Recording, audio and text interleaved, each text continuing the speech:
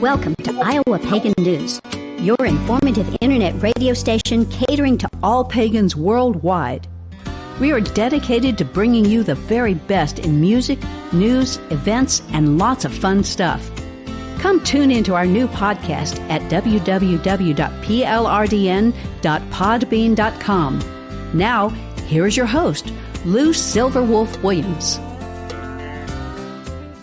Hey, good afternoon, everyone. Welcome back to Pagan Artist Spotlight on the National Pagan Network. And this afternoon, I'm joined by my special guest, Jen Sankey, who is a pro tarot reader, witch, teacher, and also author. And basically, she has written a book on magical manifesting with the moon, and also a tarot deck, Enchanted Forest Felines, and we're also going to be talking about her tarot deck, which is called Stardust Wanderer. And I gotta admit, the artwork on this tarot deck is just fantastic.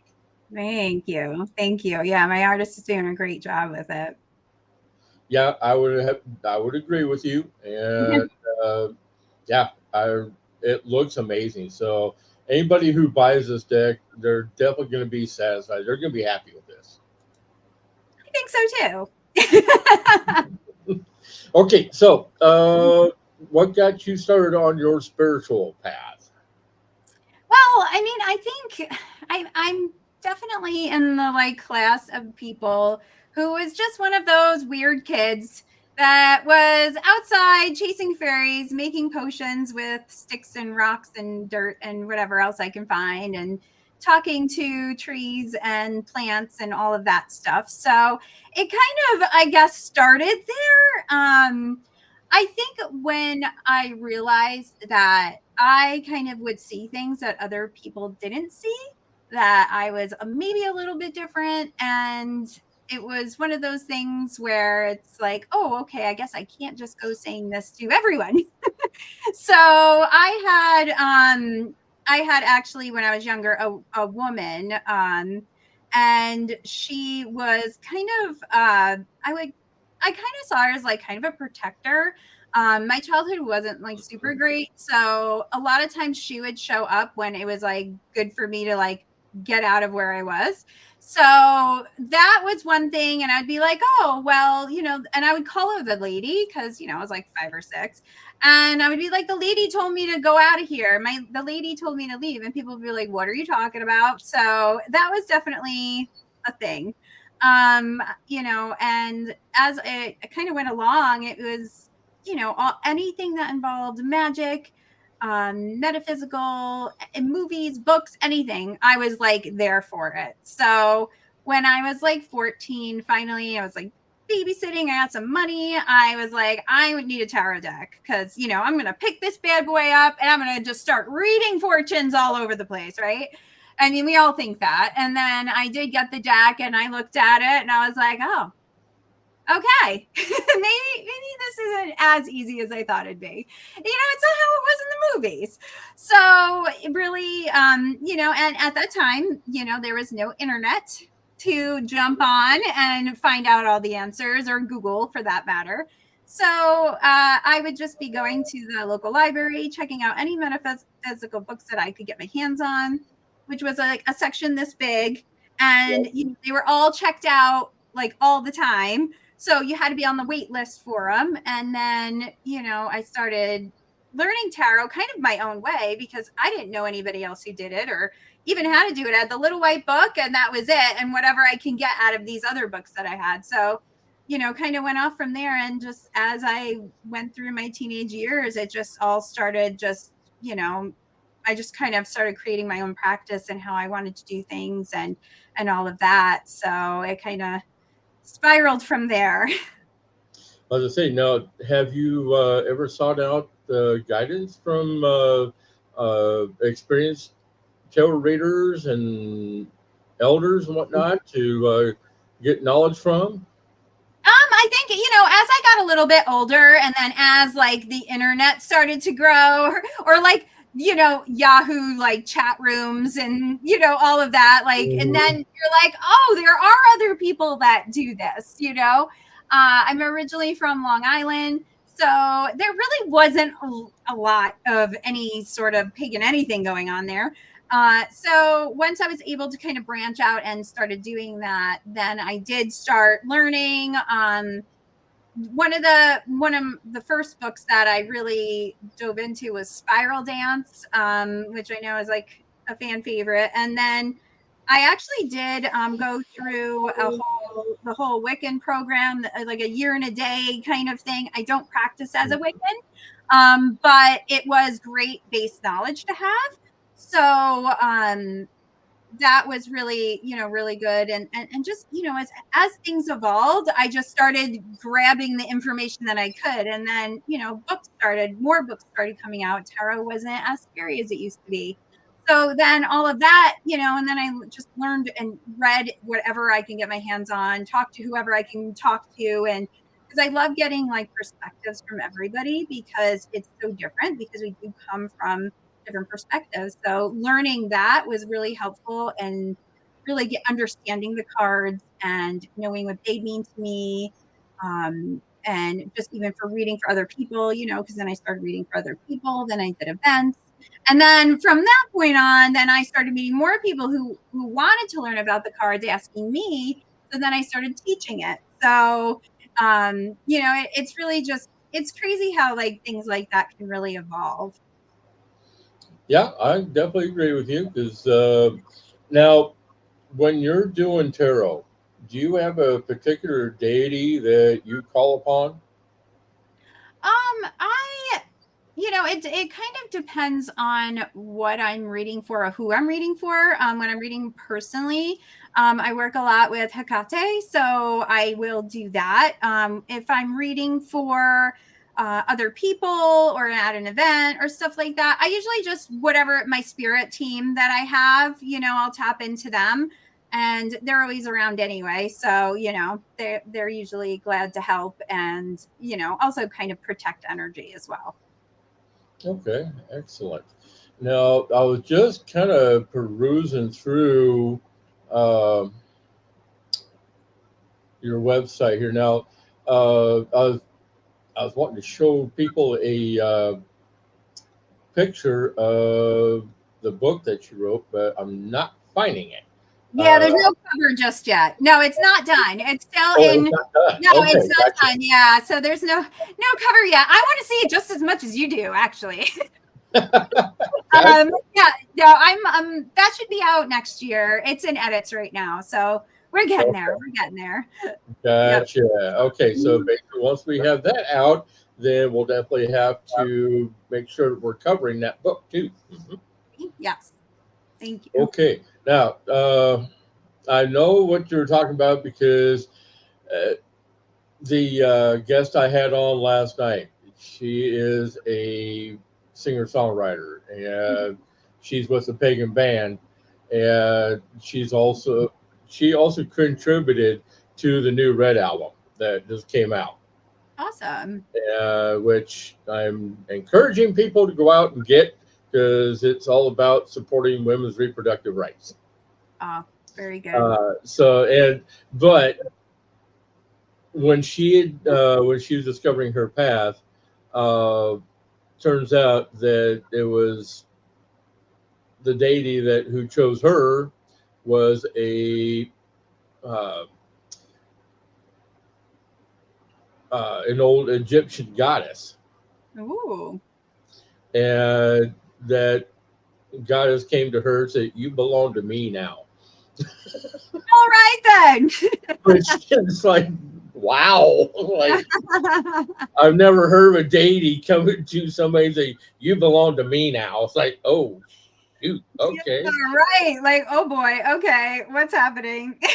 Time to do some research. Yeah, and like that was the very first time I had ever heard anybody say that. Yeah. Usually, it's the person who winds up reaching out to the deity to work with them. It's like, Yeah. that's usually how things go. Right. I mean, I've heard like being like called in that direction, like, oh, and I get, they'd be like, oh, they were calling me, so I guess that could be really up to interpretation as well. Mm-hmm. For sure. Yeah, what was it? Back a few months ago, Marcus had sent me a box of books, and in that box of books was also a brand new tarot deck that hadn't even been released yet. Yep. And it was a dragon tarot. Oh, yep. I did get that. Yeah, I get Marcus boxes too. I love boxes. I'm like, okay, Marcus, what are you trying to tell me here? Like, right. I have never used tarot. I've always relied upon my own senses to be able to assist people. But now I'm being told that I need to start learning that. It's like, okay, fine, but that you could have given me just a plain simple deck instead of this fancy dragon tarot. It's like, see too, it's a pretty deck, but I definitely know what you're saying. I mean, I love it, so I'm definitely be exploring more with it. Oh, that's awesome. So, getting with your teaching side, what was your call to help teach? So, before I did just this, I am still licensed as a nurse. So, as a nurse, you do a lot of teaching, a lot. And I did a lot of stuff with like OB. So it's like people and their babies and teaching them how to take care of them and all that. And like, all that stuff. So for me, it was very natural to, I've always just kind of taught. I also have 4 boys. So I was always, with them, teaching them. And we always kind of did our own, kind of our own practice as well. Like I incorporated all of my witchy things into the things that we did. So it was something that was just very natural to me, and that I have always kind of done anyway. So I think that it just kind of was like the natural progression of things. And as I was reading and talking to people, and they're like, oh, well, I really want to know how to do this. And I had enough people that I was talking to, and I was like, you know what? Okay, maybe I'll try this out and see how it works. And I did really enjoy it. And I also feel too, when you teach, it also kind of helps you learn too, because again, it's that whole perspective and just getting the viewpoint and the questions that people ask. And I love talking to people who are new, because sometimes they bring up questions that I just never even thought of, or I'd forgotten about, like those new questions. And sometimes it's always great to go back to that stuff. It's always go back to the basics and be like, oh yeah, that is why I'm doing what I do. That is what that means to me. So it really is kind of, again, like it's like a full circle thing, I feel like. Excellent. Well, I know what it's like being in the medical field, because, I've spent time out in the field working as a EMT and first responder. So, yeah, I've done my fair share of teaching people too. And, yes. There's a lot. Yeah, and I will admit I've had heated discussions with certain nurses too. Sometimes, there are opposing views and things. I understand. I got that. Yeah, there are times that I never will forget that day that I was getting my training. It was at the county hospital, and this one ER doc, he was trying to treat a little girl who had a perfect circular cut right in the palm of her hand from glass. Oh. And that girl would not allow that doctor to touch her with a 10-foot pole. And he turned around, looked at me, and said, "Here, you do it." It's like, oh my God. Wow, yeah. So I took care of the kid, bandaged her up, sent supplies home with the mother, said, "Have problems, come back." There you go. Done and done. That's great. So yeah, I've had my fair share of teaching experiences. So. Yeah. It is. And especially when people are kind of in that energy, because they obviously need something, or if they're sick, or very vulnerable at that point, like like these women that just had babies that never had one before, or they're scared or nervous. So it is definitely very interesting, because you do have to change how you teach for different people, because everybody also learns very differently. So that is also a part of I think that really helps somebody when they are teaching other people, is to learn those different styles. Now, do you think that you could combine your love of tarot and teaching to also become like a coach of some sort? I have done that before. I've done a lot of kind of teaching, coaching for some private like communities, like magical communities. I've done so many like different types of teaching, like tarot. I do a lot of crystal magic, and candle magic, and all of those things. So those are all things that I've kind of helped people and guided them when I was hoping to teach in these different groups. So Okay. yeah. And I mean, do you go out and participate at the festivals and other smaller gatherings? And Yeah, I do. I do conferences. I speak at a lot of conferences, and I have done festivals. I'm actually going to Salem next week for the Witch City Tarot Gathering, which I also help organize. So that's a really great thing. It's definitely more of a gathering than like, it's not like a big conference, and I really like those too, because it's just, you get to like talk to everybody a little bit more, and they can ask questions if they need to, and I just like the vibe of that a lot. cool. Now, where are you located at again? So I live in upstate New York, and then I also Okay. live in Massachusetts. So I'm kind of between. I just live in the liminal. That's where I live. Okay. I was gonna say, do you go to Witch Fest there in New York City? I have to, I was supposed to go like before COVID and stuff, and I never made it. Like, it's always on a weekend. I have something going on. So I have actually not ever made it down there, because the time, it never worked out, unfortunately. But Well, I know a ton of people who go. I was gonna say, yeah, because I'm good friends with the director for Witch Fest. So anytime that you want to connect up with her, let me know, and I'll get you two hooked up. Oh, that's awesome. Yeah, thank you. Not a problem there. Because yeah, uh, seeing how you're up in that area, that would be a really good event for you to take part in. Yeah, no, it definitely is like on my radar of things. So I definitely do want to, get to be a part of it. Cool. Yeah, because now let's see, they just got done having Starwood in Ohio.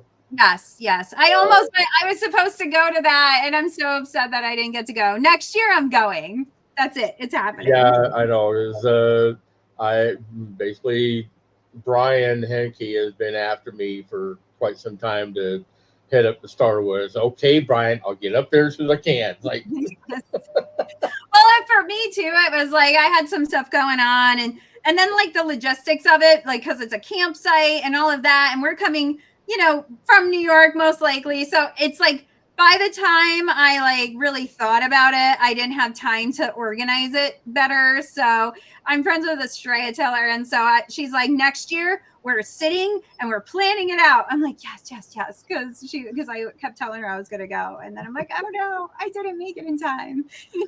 so in other words, at times you need a swift kick in the butt to get going. Yeah, sometimes, or again, I think just because sometimes just I'm up here and I don't. The Hmm. time is not like time is just it gets away from me. It gets away from me. That's what happens. I know that feeling too, so we That's, will just go with it that. So we're leaving it there. cool. Yeah. Okay, we are going to take a quick time out for station break and words from one of our ads, and we'll be right back right after this. So don't go nowhere.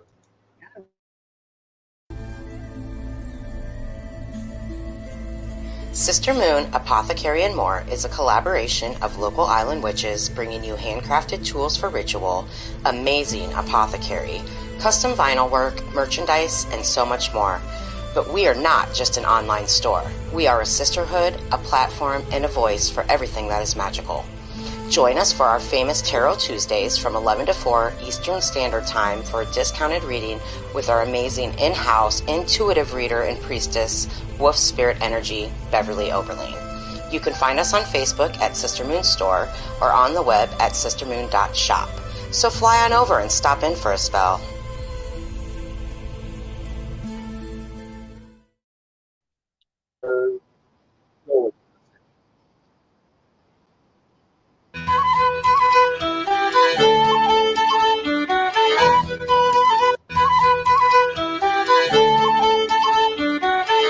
All right, so we've been talking with Jen Sankey about her tarot deck, the Stardust Wonder, and like I said before, I am really impressed with the artwork that's on this. Some of these decks that have been coming out just have totally blown my mind, and so basically now, what do you have on your calendar for the rest of the year? I mean, have you got events lined up to present at, or? Yes, actually. So I have, like I said, next weekend at Witch City Tarot Gathering. I'm speaking there. I'm going to be doing a workshop on shadow work and using tarot for shadow work. So I'm excited to do that. And then in September, I am talking at Newt's. So that's in Portland, Oregon. I'll be talking there. I'm really excited about that. And there I'm going to be talking about this is an interesting one. It's about talking about sex and tarot readings, and talking about how when they come up for in a tarot reading, as the reader, how to navigate that. We're going to be doing kind of, it's like very workshop style. We're going to have examples and different meanings with the cards in relation to that. So I'm really excited to do that. This is a new thing I'm doing. So I'm very curious to see how it's going to go. I'll keep you posted. I was going to say, I mean, do you ever have somebody bring up issue that you either find uncomfortable to address or difficult? There definitely has been some instances. I really do try to approach any readings that I'm doing without judgment, because it's not about me, it's about them. Right. So in my style of reading is, I tell you what I'm seeing. If I get anything, because a lot of times I'll get a download, or like their spirit guide will say something, or animals, a lot of animals come through. And then, really trying to help them find a solution to what they're coming, for, because a lot of times it is a problem. Not always, some people just want a general reading, but it usually leads to what they really wanted to know. So it's really kind of navigating that. And, it's for, there definitely has been times, like for me, it was very questionable, not like crime or anything like that. Just more like moral dilemmas. So for me, again, I just try to keep my judgment out of it, and I just read what the cards say, and I just tell them whatever downloads I'm getting, and I kind of just leave it to them. Like, I'm not going to take that on. Like, that's for them to worry about. I have come across people who I've read for or were going to read for, and their energy, I was not having it. And so that's usually like, okay, I don't really feel like the energy of the reading is going to work for us. But then I'll usually recommend somebody else. And I'm totally fine with doing that. Like, I have no problem. I'm not a competitive person in that way at all. So, sometimes too, when people are new to reading, they think they need to read everybody. They think they need to read everybody the time that the people want the readings, because it's usually like 11 o'clock or 12 o'clock at night. And it's setting those boundaries and knowing what your boundaries are, and knowing what you're comfortable with and what you're not comfortable with, and sticking to that. And then, really just letting that person know, okay, yeah, I see that you want an answer to this. I'm not really comfortable reading about that. but maybe I can, recommend somebody that does, or maybe that's a separate reading. So it really is also learning and defining what is going to make you the best reader, and then making sure you kind of stick to it. Okay. So now, yeah, I know that you're looking forward to this one that's coming up. Is some of these readings can get kind of personal. I can definitely understand where people are coming from. But yeah, I mean, there's certain topics that would just kind of catch me off guard. Mm-hmm. So now, looking at I'm sharing your website here. So you're doing not only the tarot, but you also do leaf readings, Mm-hmm. chakra balancing, crystal tarot, astrology birth chart readings, and distance healing. Cool. Yep. Yeah. Do a little bit of everything. You know how that goes. It's as you go along, you collect all these things you do. Right. And as I say, so I've got a couple of friends of mine that actually do bone throwing. Yep, I do that too. It's Oh, one of you actually do bone I throwing. do. Okay. I do. It's one of my favorite things to do. Actually, I have my bones are actually just sitting right over here because they're always there. Yeah, if you go in my feed, like I have a couple of that I'll post it sometimes. But yeah, I love to do bone readings as well. Cool. As I say, when I first came across Lisa, she goes by Atalanta. She was one of the first ones that introduced me to bone throwing, and I didn't even know that was a thing until she introduced me to it and showed me what she does. I'm like, wow, okay, that was a learning experience.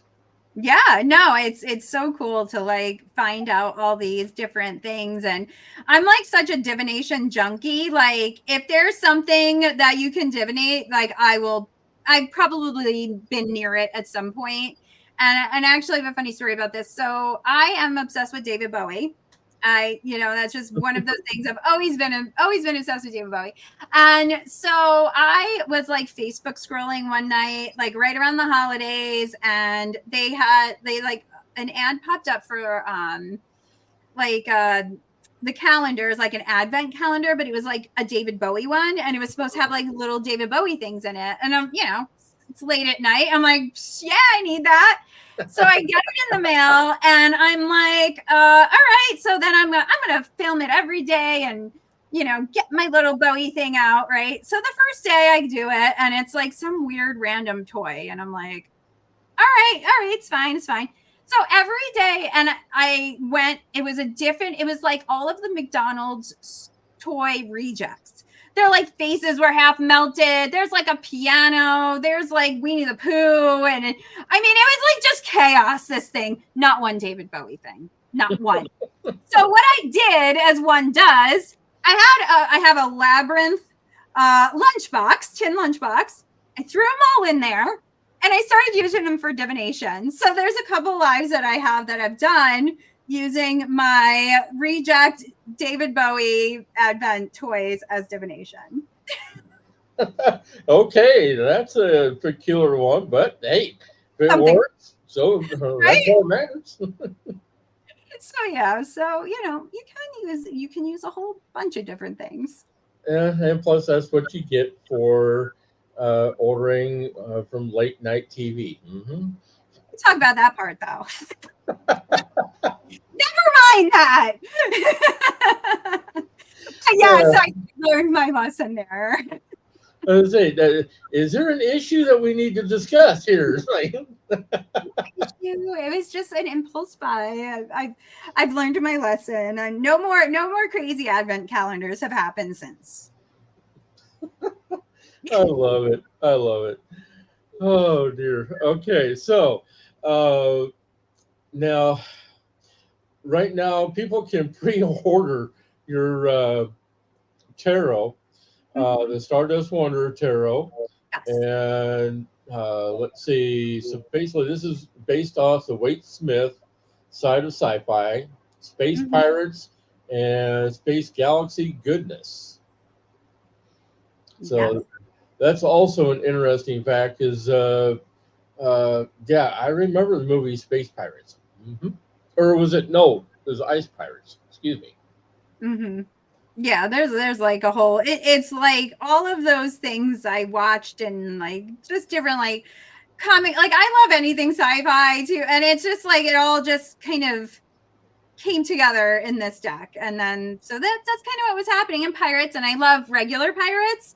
So, I have so much useless pirate information in my brain, and it's definitely been a lot of fun creating this deck, and this whole world just kind of happened.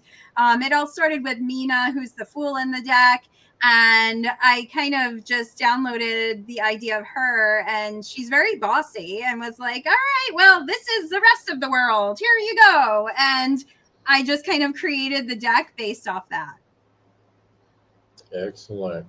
So now, basically now you can get it on either stardustwanderertarot.com, and there's also a Linktree site that you can go to for Stardust Wanderer Tarot, but everything does point back to one or the other. So it does.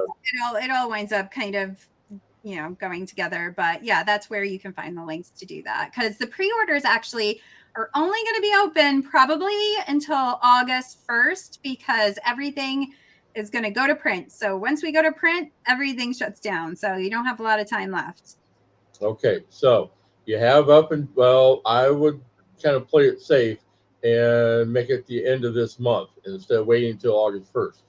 Right, exactly. Just do it. If you want it, I would definitely do it now, because it's still at the Kickstarter price. So once I start selling it, like on Etsy and all those things, the price is going to go up a little bit. So if you want to get it at, this price, it's definitely the way to go.